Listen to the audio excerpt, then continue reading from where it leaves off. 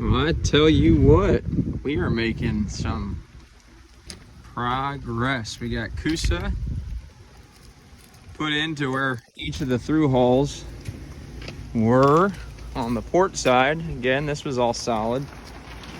And then, oh man, look at this. Biaxial cloth glass all over the coring. Wow. This is my first time seeing it in like 4 or 5 days. So he has made huge progress. Check that out. I mean, that's pretty cool.